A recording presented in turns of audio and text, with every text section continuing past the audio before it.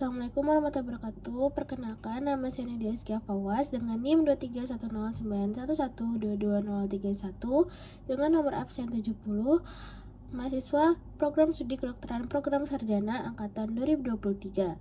Hari ini saya akan menjelaskan tentang anatomi dari sistem reproduksi pria dan wanita beserta fungsi seksualnya.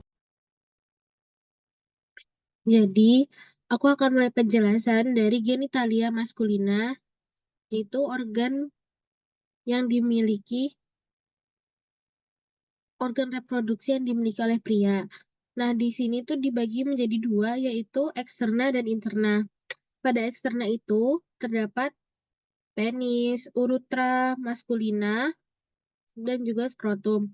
Sedangkan pada bagian internanya itu terdapat testis, epididymis, vas deferens, funiculus spermaticus, dan juga kelenjar kelamin tambahan seperti vas deferens, vesicula seminalis, dan juga kelenjar Cowper. Nah, untuk yang pertama kita lihat organ genitalia eksterna terlebih dahulu. Nah, jadi di sini kita lihat bentukan penis atau organ reproduksi pria. Jadi kita mau melihat uretranya.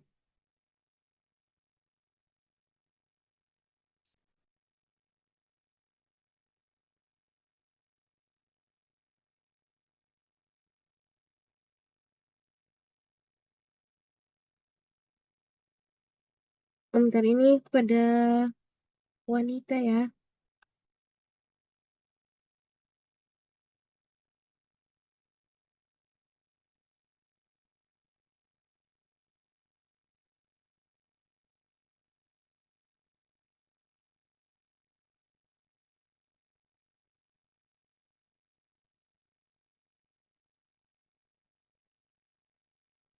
Oke.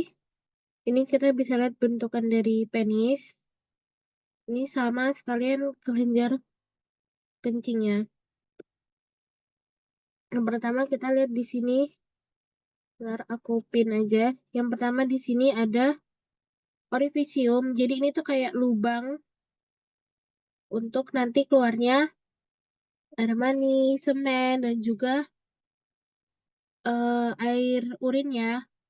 Karena ini kan penis itu, uretra itu nggak cuma berfungsi untuk ejakulasi, tapi juga dia karena berhubungan dengan saluran kencing, jadi dia juga ngebantu untuk sekresi urin.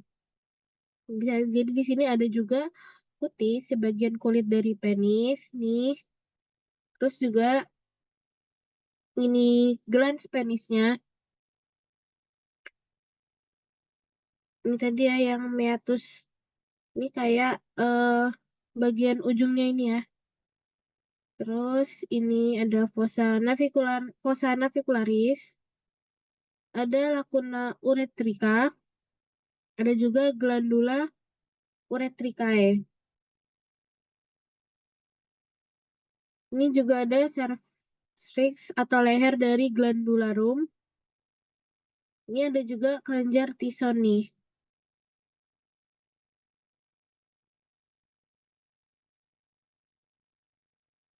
Penis itu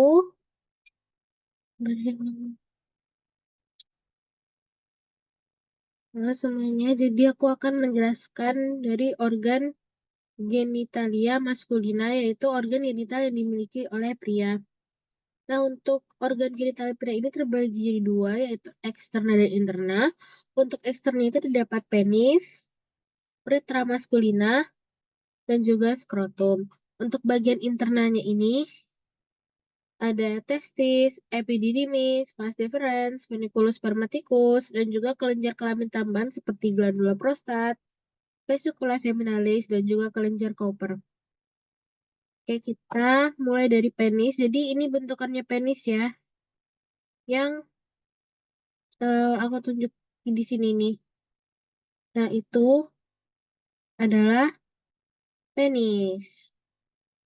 Nah, penis itu tuh terdiri atas batang dan juga akar. Jadi ini kan ini dipotong setengah ya. Jadi harusnya ada yang ke arah sininya juga nih. Yang ke arah sini. Yang kan ini kalau di kanan ini tuh ada crus penis tapi yang bagian dextrum. Nah, nanti di sebelahnya juga ada crus yang bagian sinistra. Baru di tengah sini tuh ada bulbus penis yang kayak menjadi akarnya. Nanti tuh digabung jadinya radix penis. Oke, itu nanti juga terdapat beberapa ligamentum, misalnya ligamentum pundiforme penis dan juga ligamentum suspensorium penis. Nah, jadi penis itu tersusun dari sepasang corpora cavernosa penis yang dikelilingi oleh tunika albuginea. Tunika albuginea itu ditandai dengan warnanya itu agak keabu-abuan atau keputih-putihan. Jadi dia itu tersusun dari corpus cavernosum urethrae atau corpus spongiosum penis. Nih yang ini. Ini corpus spongiosum yang aku tunjuk. Nih, itu adalah corpus spongiosum. Yang atasnya ini, yang kayak ada rongga-rongganya itu, yang ini, nah itu adalah eh, corpus cavernosum. Oke, kita lanjut ke skrotum. Nah, skrotum itu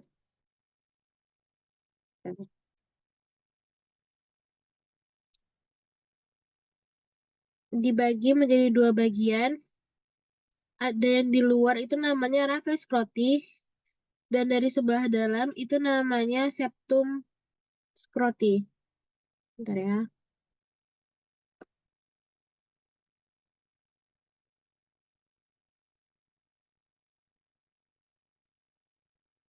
Ini ya, skrotum tuh lapisannya sini.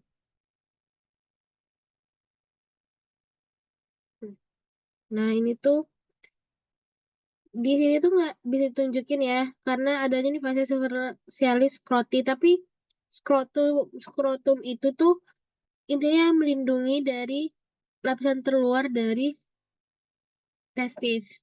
Testis itu yang mana? Testis itu yang ini. Nah, ini namanya tunika vaginalis karena itu nama lapisannya bukan nama organnya. Nah, baru kita lanjut yang bagian internal ya tadi testis, epididymis. Nah, kita lanjut. Oh nih, epididymis tuh yang ini ya. Duh, bentar. Nih, jadi tuh ini tuh adalah epididymis. Ini adalah epididymis. Baru nanti selanjutnya.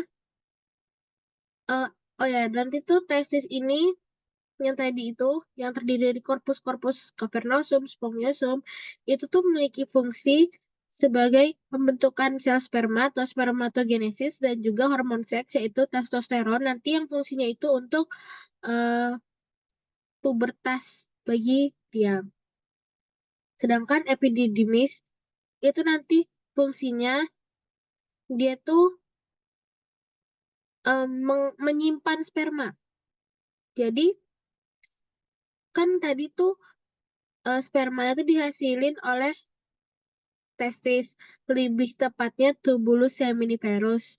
Baru nanti waktu udah selesai tuh, udah jadi spermanya itu nanti akan disimpan sama epididymis sampai dia jadi matang, bisa bergerak dan juga membuahi. Di sini ada bagiannya, ini bagian kaput epididymisnya, baru sini ada ini bagian dari ini ya testis ya ada ductus. Ini body, ini korpus dari epididymisnya. Nah, selanjutnya adalah vas deferens atau ductus deferens. Nah, sebenarnya ini tuh, bentar ya, aku coba cariin. Nah, jadi nanti dia tuh dari dalam sini, ini tuh dari ditutupin sama fascia spermatica dan juga musculus cremaster. Nanti dibelah lagi dalamnya tuh ada kayak saluran. Bentar. ini nih salurannya nih. Nanti tuh dia nembus juga ke vesika urinaria. Nah, namanya nih ductus deferens atau vas deferens. Fungsinya ini sama kayak epididymis, dia juga menyimpan dan tapi fungsi utamanya tuh lebih menghantarkan sel sperma. Jadi nanti sel spermanya tuh diantar nanti sampai dia tuh bisa menuju ke uretra agar bisa dikeluarkan. Dia terjadi ejakulasi. Nah, sperma matang itu. Nah, selanjutnya adalah funiculus spermaticus.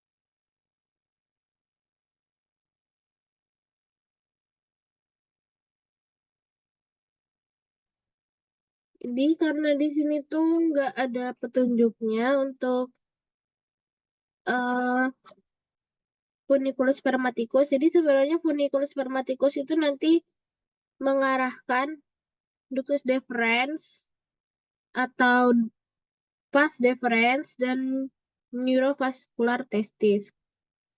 Terus nanti dia juga akan nanti nanti nih untuk kelenjar tambahan ya yang tadi ada glandula prostat. Ya, jadi dulu deh.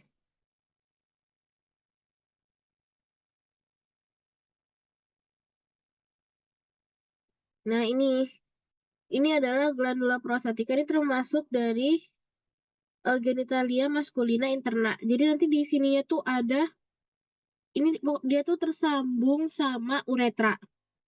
Baru Bentar, wait, wait. Hmm,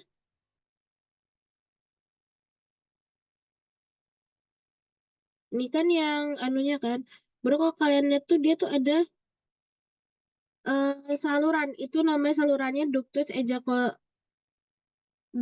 ejaculatorius. Nanti ini yang ngebantu buat nganterin sperma bisa diejakulasi di uretra. Baru nanti atasnya sini juga ada eh vesicula seminalis. Bentar. Ya, jadi nanti dia tuh akan berhubungan sama vesicula seminalis.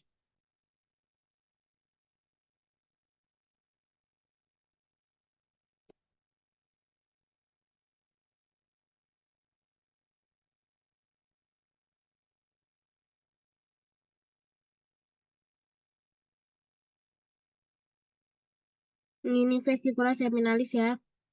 Agak susah karena warnanya transparan. Nah, ini oke. Ini glandula prostatika. Terus juga tadi ada glandula bulbo uretralis. Nah, yang ini nih. Dia itu letaknya, oh bentar ya. Nah, ini. Jadi dia tuh tepat di bawahnya dari glandula prostat. Kan glandula prostat itu yang gini. Nah, oke ada bulatan kecil itu bulbo uretralis.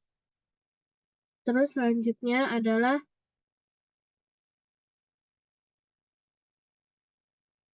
kelenjar Cooper.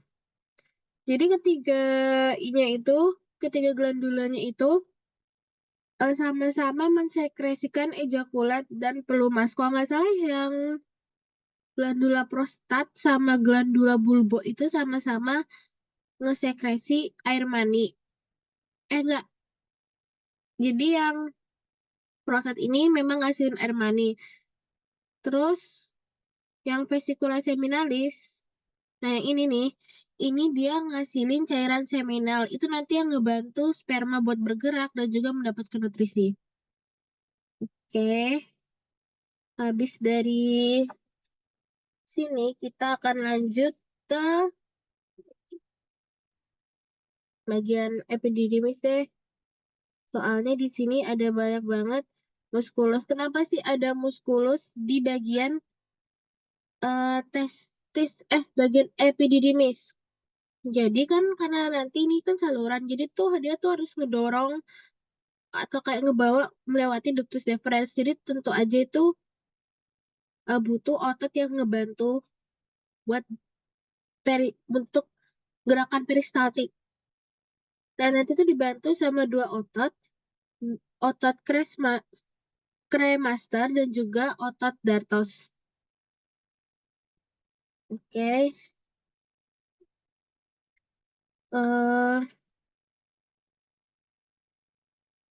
Tadi kelenjar Cowper itu nama lainnya itu glandula bulbourethralis dan juga tadi vesicula seminalis itu nama latinnya itu namanya glandula vesiculosa.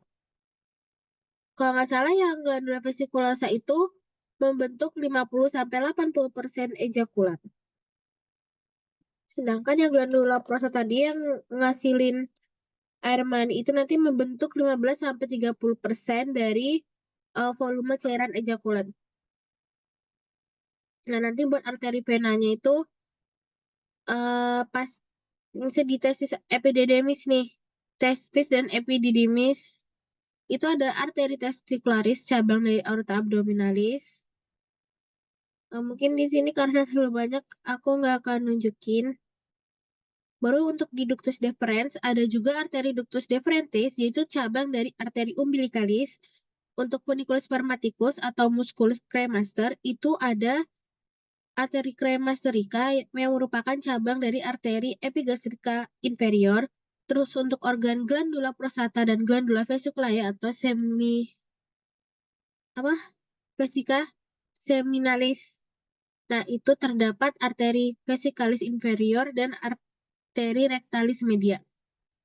Dan untuk glandula bulbouretralis atau kelenjar Cowper itu nanti ada arteri pudenda interna yang akan ngebantu untuk pembuluh darahnya. Itu untuk arterinya. Untuk venanya, untuk testis, epididymis, ductus deferens, dan juga funiculus spermaticus, nanti itu akan dibantu oleh plexus pampiniformis. Itu anyaman vena cabang-cabangnya bersatu menuju vena testicularis. Nanti dia tuh yang kanan bermuara di vena cava inferior yang besar, yang kiri itu bermuara di vena renalis sinistra. Dan juga nanti untuk beberapa kelenjar kelamin tambahan kayak tadi glandula prostata, glandula vesiculosae, dan juga glandula bulbouretralis itu nanti dia venanya pakai plexus venosi vesicalis dan juga prostaticus serta berhubungan dengan vena iliaca interna. Oke, ini kita akan lanjut ke organ reproduksi wanita. Oke,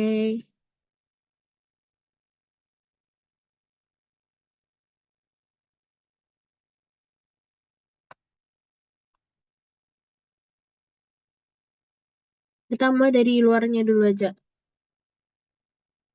Oke, jadi sebentar. Nah, jadi untuk bagian eh, oke, jadi untuk wanita ini juga terbagi jadi dua, interna dan eksterna. Untuk eksternanya ini terdapat vulva. Vulva itu apa sih? Dia itu yang melapisi bagian luar dari vagina. Jadi ini semua daerahnya namanya vulva. Nanti dia tuh terdiri dari preputium clitoridis atau klitoris. Mungkin yang lebih sering dikenalnya juga ada orificium urethrae externum. Ini buat uretranya. Selanjutnya ada labium maius dan juga labium minus. Ini juga sama labium maius, labium minus. Baru sini ada juga orificium vaginale, mulut dari vagina. Terus juga ada carun carunculum hymenalis. Dan di sini ada lave perinei dan juga maksudnya itu perineum. Oke, itu untuk bagian eksternanya yang masih bisa kita lihat. Nah, Di sini juga ada mons pubis. Nanti biasanya tuh tertutupi oleh rambut-rambut. Nah, lanjut ke bagian internanya. Nah, untuk internanya ini, ntar aku harus cari yang bagian dalamnya. Oke, mana?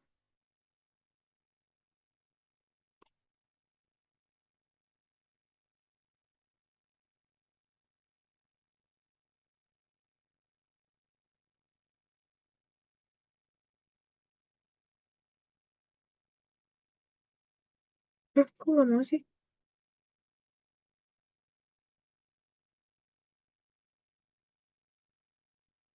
Oke, hmm, jadi ini untuk bagian vaginanya. Hari ini gimana sih cara nyingkirinnya? Eh, ini kita mau. Nah, sebentar ya. Hmm,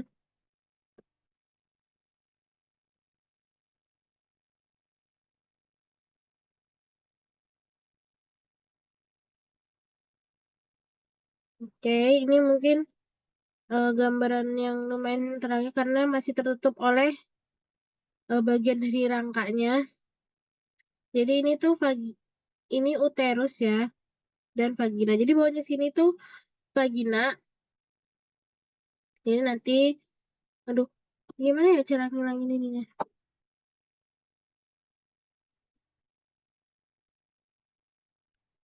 Ya, itu memang nih, tuh gimana ya caranya biar ngilangin itu? Bentar ya.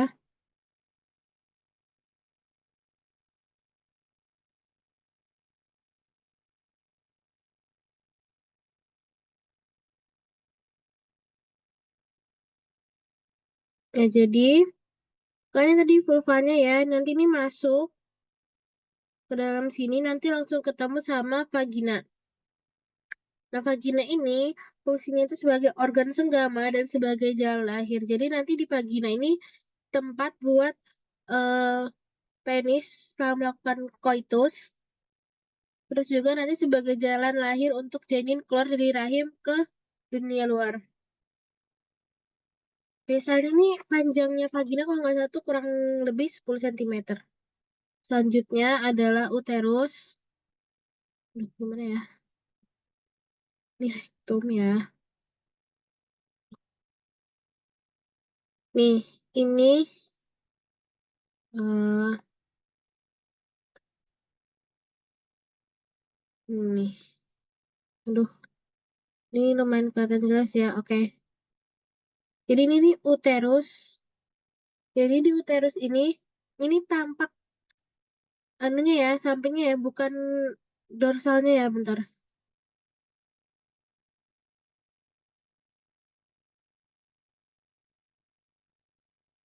Ini tetap nggak bisa juga ngeliatnya. Jadi nanti ini, nah ini tuh ada fundus uterinya, terus juga ada corpus uteri, dan juga ada cervix uteri. Cervix uteri itu letaknya berdekatan dengan vagina. Jadi pintu masuk dan pintu keluar. Nanti cervix uteri ini terbagi jadi dua lagi. Ada pars vaginalis cervicis uteri dan pars supravaginalis cervicis uteri. Baru nanti dinding uterus ini kan nanti buat dinding uterus ini sama kehamilan tuh nanti terkenal paling kuat. Maksudnya paling berkontraksi karena nanti sama kehamilan itu hormon estrogen tuh nanti kan ngebentuk dinding uterusnya. Jadi makanya uterus tuh banyak banget kuat banget dinding ototnya karena memang lapisannya tuh ada tiga. Dari luar itu mukosa atau endometrium, baru lapisan otot polos, myometrium, dan juga lapisan peritoneum uterus yaitu perimetrium. Nah, nanti myometriumnya itu yang akan terus diperkuat sama hormon estrogen selama kehamilan. Kita lanjut. eh Oke, kita lanjut ke tuba uterina. Oke, ini tuba uterinanya ya. Di sini kan juga bisa lihat ada fimbrianya sama ini ada ovariumnya. Nah, ini tuh ada ligamen juga, ligamentum ovaripropium. Nah, tuba uterina ini tuh terdiri dari beberapa parts. Ada pars uterina, ini tuh yang paling dekat sama eh bagian yang terdapat pada dinding uterus. Jadi di dinding uterus tuh nanti sudah ada tuba uterina yang menempel tuh. Terus juga ada pars isthmica, pars isthmus. Nanti kalau pars isthmus itu bentuknya tuh kayak apa namanya ya? Itu bagian medial, jadi otomatis bentuknya kayak lubang. Oke, lanjut. Terus juga ada pars ampularis. Tadi aku ada nih, ini tuh pars ampula. Jadi nanti bentuk salurnya tuh lebih agak lebar dibanding isthmus. Isthmus kan kayak lubang sempit, sedangkan nanti yang ampula ini agak lebih lebar lagi. Baru nanti yang terakhir tuh adalah infundibulum. Nanti infundibulum ini tuh lebih dekat sama fimbriae. Selanjutnya adalah ovarium. Nanti ovariumnya tuh ada dua, ada di sebelah kanan dan di sebelah kiri. Tapi ini potongannya medial, jadi memisahkan keduanya. Nah, di ovarium ini nanti tempat terbentuknya ovum atau sel gonad dari perempuan. Jadi nanti ovariumnya kan ngasilin ovum kan, keluar tuh, baru nanti ditangkap sama fimbria. Nanti fimbria yang ini, yang bentuknya kayak jari-jari nih, fimbria ini yang bentuknya kayak jari-jari. Nah, dia tuh nanti nangkap, terus bawa itu ke uterus. Nanti juga dibantu sama dari yang ampula dan juga ismus dan juga dari tuba uterina nanti ngebantu mendorong si sel telur atau sel ovum yang udah matang buat ke uterus. Nah, ini juga biasanya sperma sama sel ovum ini bertemu tuh di tuba uterina. Tahu aku kayaknya bagian ampula deh karena bagian lebih lebar ya. Jadi bisa untuk lebih tepat untuk bertemu gitu. Jadi nanti sperma sama ovumnya bertemu, baru nanti dibawa sama tuba uterinanya ini ke uterus dan untuk terjadi implantasi di dinding uterus tepatnya di endometrium lapisan paling kalau dari dalam tuh lapisan paling luarnya. Jadi kayak dalamnya itu endo, mio, baru perineum gitu. Nah untuk ya tadi ada dua ligamentum yang ada di ovarium yaitu ovari ippropium dan juga ligamentum suspensorium ovarium. Nah, untuk vaskularisasinya ini lumayan banyak, jadi aku nggak bisa nunjukin juga di video. Nah, yang pertama tuh ada arteri ovarika, nanti dia tuh memperdarahi ovarium dan bagian tuba uterina yang berbatasan dengan ovarium. Terus juga ada arteri uterina, nanti tuh ya untuk di uterina. Nanti tuh terdiri dari 4 ramus. Pertama, ramus heli, ada ramus helicini, ramus subarius, ramus ovaricus, dan juga vaginalis. Terus juga terdapat arteri vaginalis. Untuk venanya itu ada vena ovarica, terus juga ada venae uterinae, bentuk jamak dari vena, dan juga vena iliaca interna. Oke. Oh ya, sama nanti tuh di sini tuh sebenarnya nggak ditunjukin, tapi tuh kayak di samping-samping di sini tuh kayak ada semacam perineum gitu. Nah, bukan perineum sih. Jadi nanti kayak di sini tuh kayak ada kulit atau jaringan lemak gitu yang di atasnya ovarium nanti namanya itu mesosalping. Itu hampir sama kayak yang mesenterium di perut.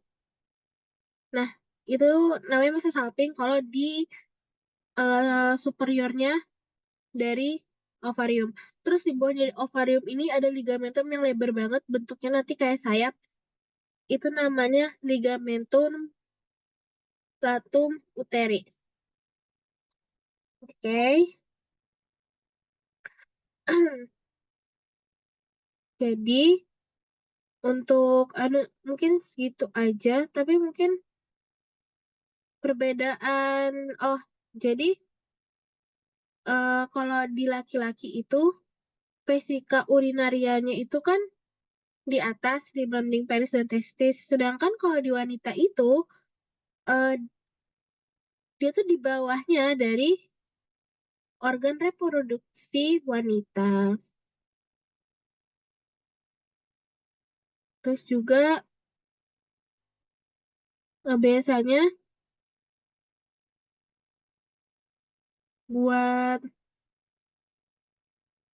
pemeriksaan itu nanti bagian vulvanya ini tuh pasti biasanya agak kotor ada jaringan kuning.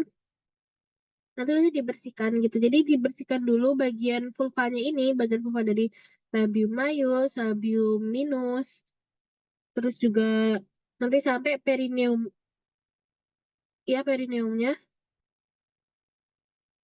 itu akan dibersihkan.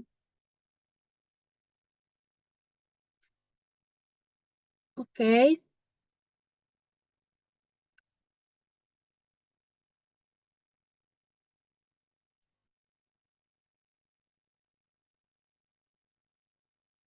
Oh ya, untuk kehamilan ektopik yang kehamilan di luar uterus itu biasanya tuh terjadi di ampula atau bagian tuba uterinanya kan harusnya implantasi itu terjadi di bagian uterusnya, di bagian sininya nih. Jadi nanti di tengah-tengah sini tuh ada zigot, pokoknya hasil dari percampuran ovum dan sperma yang udah sama-sama matang dan juga bertemu kan dibawa ke uterus tuh harusnya. Tapi malah mereka nggak apa nggak terbawa ke uterus, tapi malah eh, tetap di tuba uterina di tempat mereka bertemunya, mereka malah berkembang biaknya di situ. Itu yang menyebabkan kehamilan ektopik atau kehamilan di luar rahim. Dan juga untuk tadi yang pria itu, sebentar. Oh, ini sih.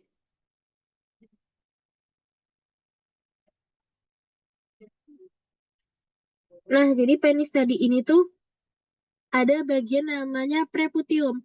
Nah, preputium itu nanti tuh yang biasanya di sirkumsisi, itu bagian preputiumnya. Karena biasa di preputium itu tempat mungkin buat yang kurang bersih gitu, untuk ketika buang air kecil itu akan banyak menumpuk kotoran dan juga mengeluarkan bau tidak sedap. Jadi dibanding menginfeksi penisnya, itu makanya sirkumsisi itu dianggap sebagai kayak pembersihan gitu.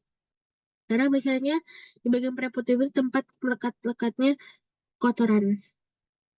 Nah, di dalam sebenarnya di dalam testis di dalam epididymis ini ada kayak septum-septum, ruang-ruangan, tapi aku nggak bisa ngebelah ininya yang di aplikasi ini. Hmm. Jadi nanti di dalam testis itu terdapat lobuli testis dan juga septula testis. Jadi nanti ada kayak lobulus-lobulusnya dan juga septum-septum dalam testisnya itu. Nanti di dalam situ ada tubulus seriferus yang ngebantu buat yang ngebentuk sperma atau jadi yang berperan penting dalam spermatogenesis. Terus juga nanti dia tuh ada tunika albugina. Jadi kayak lapisan di atasnya lagi. Aduh, pokoknya ini kan eh oh ini nih. Jadi kan ada kayak apa sih namanya? Dalamnya sini tuh nggak kelihatan. Bentar.